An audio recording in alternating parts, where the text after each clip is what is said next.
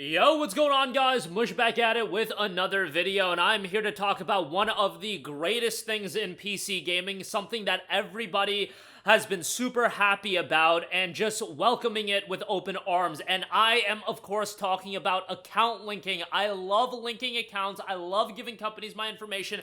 And I also love restricting the ability to buy games in certain regions. This is really pushing PC gaming forward in totality. Obviously, I am joking. And we have some interesting notes to go over from the boss of Sony. Sony President, CEO, and CFO Hiroki Totoki talked a little bit about PlayStation Network account linking. Hopefully I got you guys in the beginning. I mean, if you've been following this channel, you know abundantly how I feel about account linking for a wide variety of reasons, and you'll kind of hear me go through the greatest hits at the later portion of this video. But Totoki talked a little bit about PlayStation Network account linking, and obviously this has been something that has been implemented in a lot of PlayStation titles recently. Initially, it started off with Ghost of Tsushima Legends. Ghost of Tsushima, the single player you can play without account linking. They tried to bake it into Helldivers 2, and that obviously got them absolutely cooked. God of War Ragnarok recently had it, and then Concord had it as well. Horizon Zero Dawn Remastered, by the way, also had it, which recently dropped on PC. Via an interpreter, Totoki noted this: "We have learned a lot. The way to face the issues regarding PC, for instance, the PlayStation accounts that we have offered, well, actually, by offering them, for instance, sometimes that tends to invite pushback, but for the live service games, in order to maintain order of the gaming so that anybody can enjoy the game safely, we need to create an environment conducive to that and of course, enjoying the game freely." Okay! For the live service games, I understand to an extent. You want to keep that in-house. Most live service games, at least a lot of them, do require some form of account linking, but most of us are talking about these single-player games. There's no reason for God of War Ragnarok. There's no reason for Horizon Zero Dawn. There's no reason for Ghost of Tsushima to have PSN account linking, although Tsushima is Legends, but those aren't live service games. It's just the multiplayer aspect to this game. There's no reason for Lego effing Horizons to have PSN account linking. He continued, "Having some restrictions may not call it rule, but to ask the users and gamers to follow the manner, those manners are very important, and we have to continue to seek the best way to achieve this." Now, obviously, some things can be lost in translation a little bit, but that is a very, very interesting standpoint. I think at some point, you look at the commercial numbers for these games, and we've talked about it. I've gone over data, and I've tried to contextualize it for you.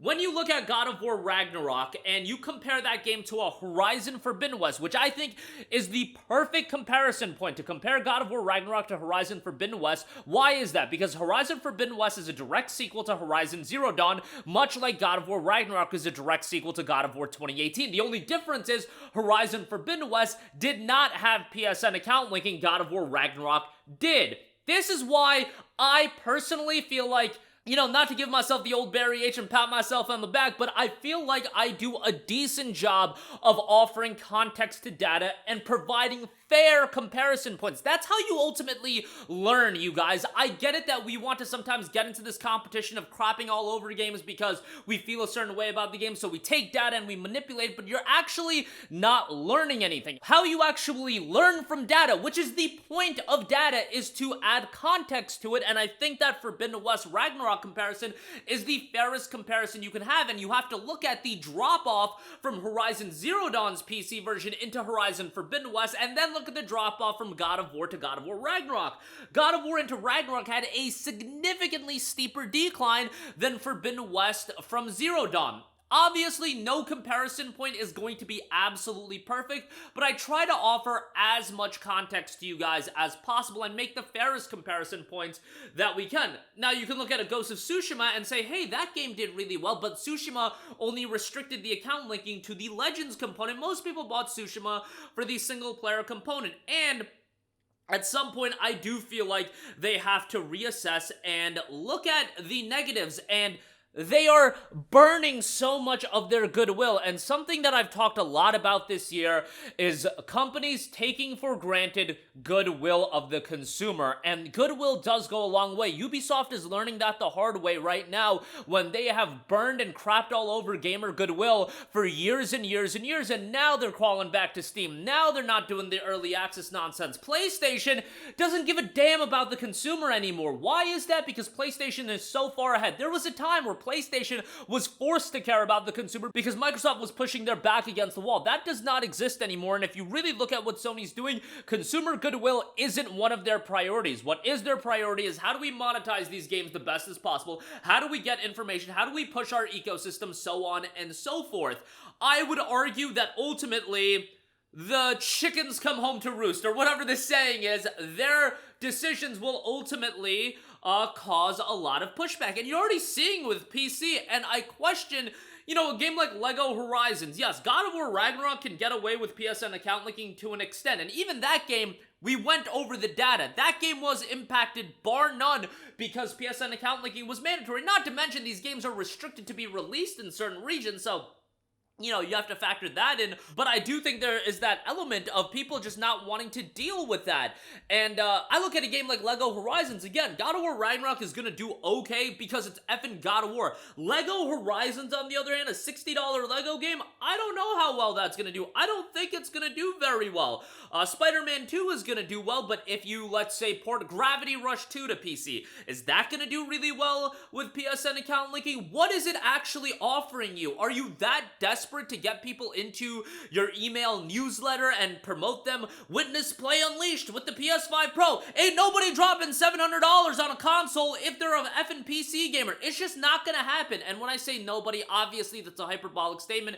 There are gonna be a few people that you're gonna win over, but it's gonna be an extremely, let me reiterate, extremely few amount of people, whereas the numbers that you are losing and the goodwill that you are burning, that is going to cause ramifications and ultimately to your bottom line. Now, do you care about your PC bottom line to that extent? It seems like, you know, your priority is that console ecosystem, but I just think these games can sell so much better if you don't have account linking. And I know we all want to crap on Dragon Age the Veilguard. Certainly, I have done my fair share of that. I don't think the game is very good. However, I give whoever greenlit the decision to release that game without EA account linking. And if you look at that, the numbers of that game, I think a lot of people are surprised by how well that game is doing. First of all, it is Dragon Age, and I would argue that the game isn't doing that well, but that's for another topic. But I do think the game is surprising people with how well it's doing because it's priced at $60, because the PC port is good, and because there is no EA account linking. I see the general comparison being made to Star Wars Jedi Survivor for Veilguard, and that is another instance of people not adding proper context to data, where Star Wars Jedi Survivor was arguably the worst PC port of all time, and it had EA account linking, and by the way, it was $70. What a unfair comparison point that is, but I digress. That is why we need to add context to data, as I will reiterate and hammer home, because this is something that deserves to be talked about as more and more people look at Steam numbers. But Jedi Survivor had all of those issues going for it. Veilguard, they did a good job with the PC port. They did a great job by not requiring EA account linking. They priced it at $60. There were obviously other areas they greatly fumbled, let's just put it that way, and ultimately that hurt them. But I do look at something like Veilguard, which, even if you want to call it Failguard, it was a huge W in that way for PC gamers. Now, I think they went that route for Veilguard because I think they needed to do whatever they could to, you know, elevate that game a little bit, just because the perception of that game was so negative leading into its release. But that's rather here nor there. I don't know if they're gonna do that in the future. I hope they do, but I just think it's something to look at. And you might say, oh my god, Red Dead Redemption just did this with Rockstar Games Launcher and you didn't complain about that. Rockstar Games Launcher isn't restricting the game being buyable, and look at Red Dead Redemption's numbers. That game is not doing all that well. I'm not saying it's because of Rockstar account linking. It's probably because it's a $50 release for a 14-year-old game, but having the third-party launchers, while I understand why companies want it, ultimately, it does hinder your sales, and it hurts your goodwill. Now, Grand Theft Auto 6 is going to get away with it. That's going to be fine whenever that drops on PC, and there are certainly franchises that are going to do fine with that, but I just think you have to look at some of your titles and you're just hurting yourself. If God of War is getting its sales numbers hurt, Spider-Man 2 is going to get its sales numbers hurt. Spider-Man 2 is not going to get anywhere near Spider-Man 1, I don't personally think, as far as concurrent player count goes, and that's unfortunate. And I do think that account linking is a big problem as far as that's concerned. But that'll do it for me. Again, I've rambled long enough. Let me know all of your thoughts in the comments section down below. Always interested to hear from you guys. But yeah, I will catch you guys in the next one. Peace out.